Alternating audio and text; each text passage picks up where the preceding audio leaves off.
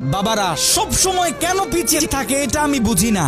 আমাদের মায়েরা আমাদেরকে 10 মাস 10 দিন গর্ভে ধরেছে, এটা নিয়ে আমরা সকলে উচ্চ স্বরে বলি যে মায়ের এই ঋণ কখনোই শোধ করা যাবে না। কিন্তু আমাদের জন্মের পর থেকে 15 বছর 20 বছর 25 বছর পর্যন্ত আমাদের বাবা যা আমাদেরকে লালন পালন করেছে, আমাদেরকে মানুষ করার জন্য লক্ষ লক্ষ টাকা খরচ করেছে, আমরা কখনো কি এটা বলি যে বাবার এই ঋণটাও কখনো শোধ করা যাবে না? সন্তান যখন ফোনে কথা বলে আগেই মাকে খোঁজে যে মা কেমন আছে, মা কিছু বলতে চায় কিনা, মা কিছু খেতে চায় কিনা, মায়ের কোনো কিছুর প্রয়োজন আছে কিনা। আর যখন সন্তানের কোনো কিছুর প্রয়োজন হয়, কোনো কিছুর জন্য যখন সন্তান আটকে যায়, যখন টাকা পয়সার প্রয়োজন হয়, তখন সন্তান ফোন দিয়ে বাবাকে তালাশ করে, তখন সন্তান বাবার সাথে কথা বলে, তখন বাবাকে বাবা বলে ডাক দেয়। কখনো কি ভেবে দেখেছি এই জিনিসগুলোতে বাবা কষ্ট পায় কিনা? আমাদের বাবারা সারাটা জীবন চেষ্টা করে নিজের ফ্যামিলির